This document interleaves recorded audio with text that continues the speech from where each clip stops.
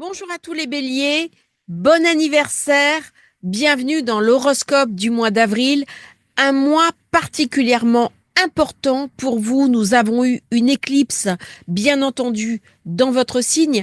Alors si vous avez le soleil, l'ascendant, la lune, une autre planète, en plus du soleil, dans le signe du bélier, vous savez, sur le degré 9, que vous allez être particulièrement impacté dans les mois qui viennent par cette éclipse, mais de toute façon, c'est un moment sous stéroïdes qui ramène beaucoup d'énergie, beaucoup de poussée en avant, beaucoup d'impulsivité.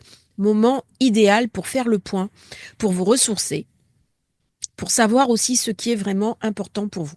Alors, dans cette première semaine du mois d'avril, moi, je vous invite quand même un peu à vous reposer parce que nous avons eu deux événements vraiment très importants pour vous.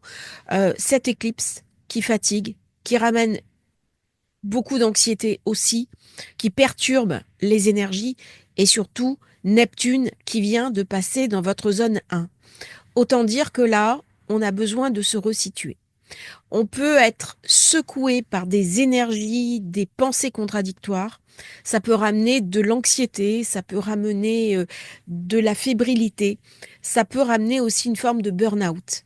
On peut se sentir comme brûlé à l'intérieur de soi parce que on a une grosse poussée en avant, on a envie de faire des choses, mais on n'a pas forcément l'énergie pour le faire. Du coup, ça peut créer de la procrastination, de l'insatisfaction, une certaine tension aussi avec les autres qui peuvent avoir du mal à comprendre comment vous allez fonctionner en ce début de mois d'avril. Beaucoup de tensions. On a vu dans cette éclipse que Mars était en zone 1. Donc, voyez à quel point il est important.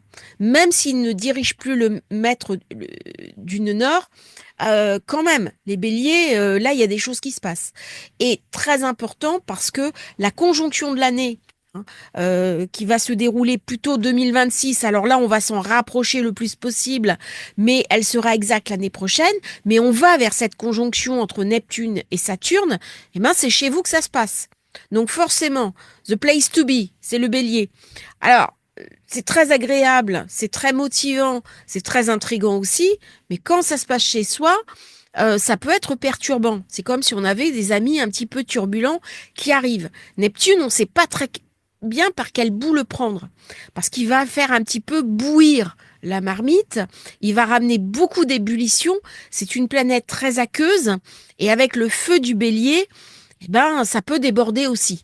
Donc on peut être beaucoup plus irritable, beaucoup plus explosif, insatisfait ou insatisfaite, perturbé aussi dans ses profondeurs par les énergies ambiantes. Mercure redevient direct le 7 avril. Alors là, ça va être une grosse poussée en avant. C'est dans votre zone 12, moment idéal pour régler certains problèmes psychiques, pour aller chercher un petit peu à la recherche de qui on est, commandez votre thème de naissance, votre révolution solaire, partez à la découverte de vous-même. Hein, si vous avez envie d'être aidé, vous avez le lien dans la description. On réfléchit, on analyse, on est dans l'introspection. Vénus, direct, le 13 avril, dans le poisson. Pareil, on est invité à aller chercher ses racines, son monde intérieur, à guérir. Et tout ça, ça arrive quand? Le jour de la pleine lune. Alors cette pleine lune, elle est très importante, puisqu'elle se fait bien entendu dans le signe du bélier. Si vous avez le degré 23 qui est activé, allez regarder. Hein. On a déjà eu le degré 23 précédente pleine lune dans la Vierge, bis repetita avec un soleil sur Chiron. Là, on est vraiment invité à guérir nos douleurs. Il y a quelque chose qui se passe. Il y a la possibilité d'un basculement. C'est-à-dire, lorsque le monde change, lorsqu'il est perturbant, lorsqu'il est perturbé, qu'est-ce que je fais? Est-ce que j'ai encore le temps de m'introspecter ou est-ce qu'au contraire, je suis invitée à prendre la place dans le monde, même si je suis endommagée? C'est-à-dire que là, on a intérêt à mettre la dynamo pour aller vite guérir et vite s'impliquer dans les choses qu'on a à faire. C'est plus le temps de l'introspection. Là, c'est vraiment le temps de l'action. Et soit on y va, soit on n'y va pas. L'inconvénient, c'est que j'ai toujours un gros nœud dans la zone 12. Donc il y a quelque chose de moi qui me retient en arrière. Je suis partagée entre mon envie d'agir, mon besoin d'agir, avec un Mars qui est toujours en signe d'eau, donc ça bout. Hein, vous voyez, il y a beaucoup, beaucoup d'émulsions mentales. On a des envies, on a des désirs, mais il y a quelque chose qui ne veut pas lâcher. Et qui veut d'autant moins lâcher que Saturne se retrouve seul dans le poisson. Il a perdu l'impulsion de Neptune. Donc du coup, je vais me retrouver face à un inconscient qui peut être un peu inquiétant, à mes ombres intérieures. Et là, je suis invitée vraiment à faire un ménage, mais un ménage très rapide pour décoller les douleurs. Le 16, Mercure arrive. Donc ça va m'amener une dynamique. Je vais pouvoir réfléchir. Il est conjoint à Neptune. Donc là, ça me ramène des informations positives parce que j'ai les idées plus claires, je peux me réfléchir, je peux monter des projets, envoyer des courriers, reprendre une dynamique. Là, on est dans une dynamique d'action avec Mercure. C'est au niveau de la pensée, mais j'ai un bel aspect avec Mars. Donc là, il y a quelque chose qui se passe de positif. Et le 19, alors là, c'est top, Mars arrive dans le Lion qui correspond à votre secteur 5, la zone des enfants, la zone des amours, période idéale pour tomber amoureux, rencontrer quelqu'un, fonder une famille, redécouvrir sa propre créativité, son imagination, faire du sport. Là, c'est vraiment le moment idéal pour toute la pousser en avant, vous la mettiez dans le sport. Pour faire du jogging, du crossfit, enfin ce que vous voulez. Très très bonne période au niveau affectif.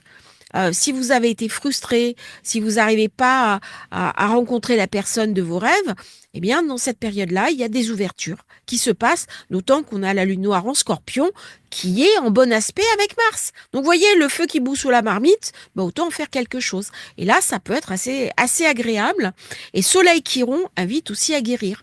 Donc, dans cette période-là, les événements de la vie, les rencontres qu'on va faire vont créer une dynamique positive qui va nous obliger un petit peu à aller de l'avant, à lâcher quelque chose et rentrer dans cette impulsion, cette impulsivité qui est motivante.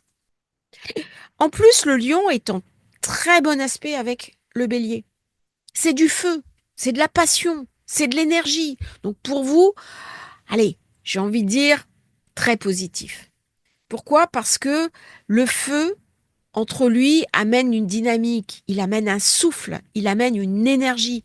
Et tout ça, ça crée de la passion, ça crée de l'intérêt. Le bélier ne sait pas s'ennuyer. Il a besoin vraiment de quelque chose autour de lui qui le motive, qui l'entraîne en avant et qui crée justement cette passion de la vie, cet engagement. Les béliers, c'est des personnes qui foncent, qui jettent la tête en premier. Alors, des fois, elles font des bêtises, mais il y a ce côté Mars qui est très intéressant et qui est très engagé. On a un peu oublié dans notre société cette notion de passion. Il y a les psychologues qui ont dit oui, c'est pas très bien. En fait, il y a un mauvais regard depuis que Neptune était passé en poisson sur ce côté passionnel qu'on peut avoir, la passionata, le côté Carmen. Et là, on va un peu le redécouvrir et ça va nous faire du bien. Ça va nous refaire rêver. Alors, le 20, j'ai Soleil qui passe en Gémeaux. Pardon, qui passe en Taureau, excusez-moi. Pourquoi j'ai mis Gémeaux? J'ai fait des erreurs sur ma fiche, ça arrive. Hein. Qui passe en Taureau, et là, eh ben, ça passe dans votre secteur 2. Très bon pour les finances. Donc à partir de la fin du mois d'avril, vous allez avoir de nouvelles opportunités. Faites le bilan, faites le point, regardez comment vous pouvez améliorer un petit peu, peut-être en allant sur d'autres secteurs, en innovant, en acceptant certaines choses. Il y a une belle chose là qui s'ouvre. À partir du 20, il y a de belles opportunités. Fin du mois va être un petit peu plus tendu. On est sur la nouvelle lune du taureau, très important pour vos finances. Ça va vraiment mettre l'accent sur votre capacité à gagner de la matière, mais ça s'agence bizarrement. J'ai un T carré. J'ai un T carré avec cette opposition Mars-Pluton qui peut amener du burn-out, de la fatigue. Et on va un petit peu payer le prix d'une surcharge, soit de travail, soit émotionnelle. Fin avril, c'est une période un petit peu tendue. On a Uranus qui est sur Algol. Il faudra bien protéger vos avoirs, notamment si vous boursicotez ou si vous allez dans les crypto-monnaies. Fin avril, cette opposition Mars-Pluton va ramener des incendies. Il y a quelque chose de trop ardent. Attention aux coups de gueule, aux coups de colère. Attention aussi à ne pas vous brûler à la vie. C'est comme si on jetait ses cartouches dans la mauvaise direction. Votre énergie, là, elle va être dirigée dans la mauvaise direction. Donc, recentrez un petit peu, repositionnez-vous. Vous avez quand même des énergies fatigantes dans votre signe avec Mercure, Chiron, Neptune. Prenez du recul. Ne vous laissez pas emporter par des mots que vous pourriez regretter. Il y a trop d'intensité et nous avons Vénus en plus qui arrive dans le Bélier le 27. Donc heureusement, elle va être conjointe à Jupiter, à Neptune. Je vais y arriver. C'est l'éclipse en ce moment et ça me perturbe un peu. Elle fait un quasimi avec Neptune, donc ça ramène beaucoup d'amour. Et il est possible qu'on soit partagé en deux, être avec quelqu'un qu'on aime ou ses obligations professionnelles. C'est comme si à l'intérieur de soi, on était coupé en deux. Et ça peut ramener de la difficulté. Ça peut ramener une certaine forme de souffrance. Et on est vraiment invité à prendre du recul, à équilibrer par son intelligence sa vie, ses objectifs, les moyens à mettre en œuvre, parce que ça ramène trop de force, trop de puissance pour le coup, et un carburant qu'on ne va pas forcément savoir utiliser à bon escient. Il va y avoir aussi sûrement des reprises d'incendie dans cette période. Donc soyez vigilants, attention aux brûlures aussi, attention aux petits accidents domestiques, parce que ça peut toujours arriver avec ce genre de configuration. Ça met l'accent vraiment sur l'affectif. On a pu rencontrer quelqu'un et puis on s'aperçoit que c'est plus compliqué que ça, ou alors c'est votre schéma de pensée qui empêche aussi euh, que la relation puisse se développer. Il peut y avoir des peurs, il peut y avoir des inquiétudes, il peut y avoir vraiment une anxiété. N'oublie pas que la lune noire, elle est en zone 8 pour vous. Donc forcément, ça ramène des besoins érotiques, mais on peut être décorrélé entre ses besoins et puis son affect. Et du coup, ça passe pas. Il y a quelque chose là qui, au mois d'avril, est très intense et après va devenir trop intense. Donc prenez du recul, reposez-vous et sachez tirer la quintessence des astres pour vraiment en faire quelque chose de positif dans votre vie. Merveilleux mois d'avril à tous les béliers. Si vous voulez commander thème de naissance, révolution solaire, le lien dans la description. À bientôt sur Astrologie Facile.